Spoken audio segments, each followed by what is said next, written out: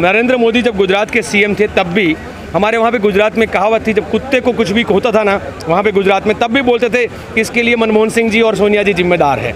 और अभी जब भी कुछ भी होता है तो कहीं पाकिस्तान जिम्मेदार होता है या तो कभी विपक्ष जिम्मेदार होता है। वो अपने कुशासन को नहीं समझ पाते हैं। वो जिस तरीके का शासन इस देश में ऐसा क्यों कर रहे हैं, कभी नोटबंदी के नाम पे, कहीं जीएसटी के नाम पे बार बार लोगों को सड़कों पर ला रहे हैं।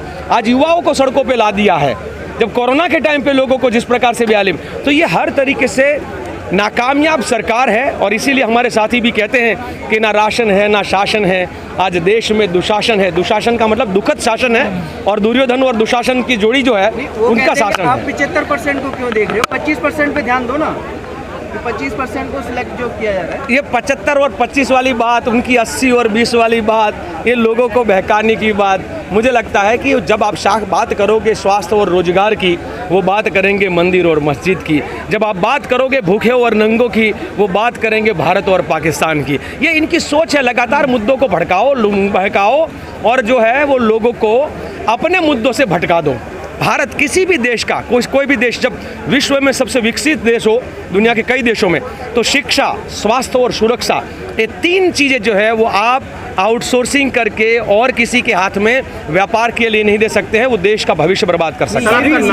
ये भी कह रहे हैं 4 साल के अंदर 20 लाख रुपए मिल रहे हैं। रिटायर्ड सैनिक तो खुल के बोल रहे हैं कि भाई इस प्रकार से देश के भविष्य के साथ खिलवाड़ मत करिए। कुछ जो उनके पेड वर्कर होंगे, वो आप देखते हैं टीवी में 1-2 लोग पेड बैठते हैं, अब उनके बोलने से देश नहीं बोलता है। देश के हर व्यक्ति, मेरे को कल मैं 2 पुलिसकर्मियों के साथ, सीनियर पुलिसकर्मियों के साथ बैठा था, बोले साहब ये बहुत बड़ा खतरा हो जाएगा देश के लिए। कैसे कि जिस कार्यकर्ता का, जिस सैनिक का 4 साल के बाद उसका भविष्य नहीं है, वो क्या सोचेगा देश के बारे में? वो देश के लिए जान कुर्बान करने के बारे में सोचेगा कि अपने परिवार के बारे में सोचेगा?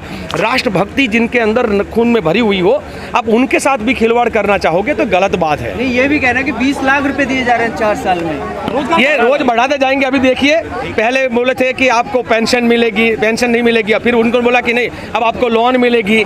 मैं बोला कल जाके अमित शाह और मोदी ये भी बोलेंगे आप अपने आप को गिरवे भी रख सकते हो। जैसे गुजरात में भी एक SIR का एक्ट लाए थे। तो ये जो है वो रोज एक नया पैकेज खोलते जाएंगे। इनको लगता है कि देश की सेना और सुरक्षा पैकेज में चलती है। देश की सेना, सुरक्षा और देश जो है वो पैकेज में नहीं चलता है। देश के लिए एक जज्बा होता है। आप जज्बे को भी बेचना चाहोगे तो ये नहीं संभव होगा। ये भी अग्निवीर बनकर जब बाहर आओगे तो बहुत मौके मिलेंगे। अभी हमारे देश के हम तो चाहते हैं कि जिस प्रकार से प्रधानमंत्री 2 करोड़ रोजगार की बात करते थे हर साल, अब पूरे कई सालों के बाद वो 1.5 लाख की या 15 लाख के रोजगार की बात करते हैं। उनकी करनी और कथनी में आज देश को विश्वास नहीं है। वो आपको धीरे धीरे पता चल, अगर देश को विश्वास होता, देश के युवाओं को विश्वास होता, तो देश के युवा आज ट्रेन नहीं जलाते, देश के युवा भाजपा का कार्यकर जो पूरा कार्यालय नहीं जलाते, देश के युवा डेप्यूटी CM के घर तक नहीं पहुंच जाते। उनको बना रहे हैं, वो हिंदू राष्ट्र बना रहे हैं। मुझे लगता है हमको मानव राष्ट्र बनने की ज़रूरत है। वो जाति और धर्म के नाम पे, भाषा और प्रदेश के नाम पर इस भारत को जो बांटने की कोशिश है, उनको तो एक रंगा चाहिए, 2 रंगा चाहिए, हमको तिरंगा चाहिए। हम कहते हैं कि भारत माता की 8 संतान, हिंदू, मुस्लिम, सिख, ईसाई, बौद्ध, जैन, पारसी और बहाई, ये 8 संतान है। और भारत माता कभी अपनी संतानों के बीच में भेद नहीं करती है। ये इनको मैं मानता हूँ मुद्दों से भटकने की जगह पे देश की सुरक्षा में ईसाई भी लड़ रहा है, मुसलमान भी लड़ रहा है, हर कोई लड़ रहा है, सिख भी लड़ रहा है। तो हर कोई, उसमें कहाँ धर्म की बात आती है? जब देश के सीमाड़ों की सुरक्षा की बात आए, देश के युवाओं के। राहुल जी के पीछे हमको तो इसलिए अभी खुद भाजपा वाले बोल रहे हैं कि फंस चुके हैं भाजपा वाले ये बात खोलकर, क्योंकि उनको भी पता है 2015 में भी ये खोला था, कुछ नहीं निकला उसमें। खोदा पहाड़ निकली चुहिया वाला बात है। उनको बाद में पता चल रहा है, अब उनके गले की हड्डी बन चुकी है कि इसमें से निकले कैसे। और हम कहते हैं ना डरे ना डरते हैं, उनको राहुल कहते हैं। और ना डरे, देखा मोदी तेरी ईडी को देखा है और देखेंगे। ईडी को सर काम नहीं करने दे रहे आप? ईडी को काम नहीं करने दे रहे सर, दबाव बना रहे हैं। ईडी को कौन काम नहीं करने देता? देखिए, आप देश के हर इंस्टीट्यूशंस को आप अपनी कठपुतली बनाते जाओगे और हर जगह पे जहां ज़रूरत पड़ी रेड डालोगे, जहां ज़रूरत पड़ी किसी को भेजोगे। ये देश की हर इंस्टीट्यूशंस को कठपुतली बना देने की जगह पर उसको अपने आप काम करने दीजिए। अगर राहुल जी तो बोलते हैं ना हंसते मुस्कुराते, मैं हर जवाब देने के लिए तैयार हूँ। 3 दिन दिया है और कितने भी दिन हो, राहुल गांधी तैयार है। विरोध प्रदर्शन करने से अग्निवीर वापस होगी ये योजना? हम तो समर्थन कर रहे हैं युवाओं का।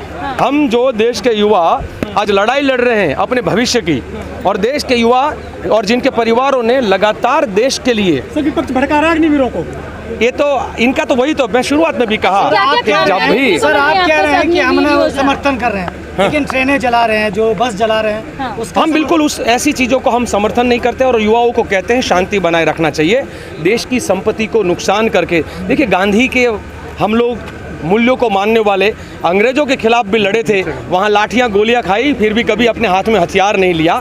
और हम चाहेंगे कि युवा जो है अपने हाथ में अग्निपथ योजना में क्या क्या खामियां आप देख रहे हैं? देखिए, आपको भी किसी को कल मीडिया में बोलेगा कि आपको 2 महीने के लिए या 3 महीने के लिए आपको आउटसोर्सिंग के तौर पे लिया जाता है और 3 महीने के बाद आपको आपका भविष्य अंधेरे में होगा, तो आप उस जॉब को स्वीकार करेंगे क्या? 4 साल के लिए 4 साल क्या होता है, जिसमें से 1.5 साल ट्रेनिंग में जाता है, 2.5 साल बचता है।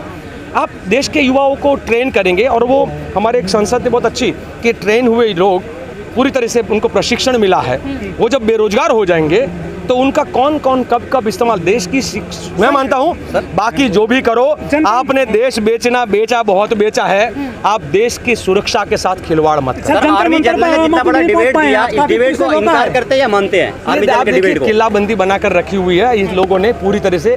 और देश में मोदी, जब मैं कहता हूँ ये सत्ता का नशा है, ये नरेंद्र भाई का 9 और शाह जी का शाह, 9 और शाह, ये सत्ता का नशा है, बड़ा खतरा हर जगह पे। आप इतना ही नहीं, उनकी बहुत पुरानी आदत है कि हर जगह पे वो किलाबंदी करते हैं, 144 लगाते हैं, लोगों को उठाते हैं, घर से उठाते हैं, तो ये इनका काम है। और ये बात तो हम कहते हैं, उनको मैं बहुत धन्यवाद दूंगा। और राहुल जी ने अपने जन्मदिन पर ये कहा कि भाई मेरे जन्मदिन को सेलिब्रेट करने की जरूरत नहीं है, युवाओं की लड़ाई लड़ना है, आप युवाओं की लड़ाई में समर्थन करिए। आर्मी जनरल ने क्लियर इतनी बड़ी डिबेट में सब चीजें क्लियर जब समझा दी पूरे देश के जो युवा है, तो उसके बारे में आप क्या कहना चाहेंगे? आर्मी जनरल के जो ये डिबेट है, ये फेक है या ओरिजिनल है? फिर देखिए, कौन किसके दबाव में क्या कह रहा है उसके बारे में मैं नहीं कहना चाहता हूँ। अरे कौन किसके दबाव में क्या कह रहा है उसके बारे में मैं कुछ नहीं कहना चाहता हूँ। मेरा ये कहना है कि किसी भी देश में अपने सुरक्षा के मामलों में इस प्रकार का खिलवाड़ और हमारे युवाओं के साथ, भविष्य के साथ खिलवाड़ नहीं होना चाहिए।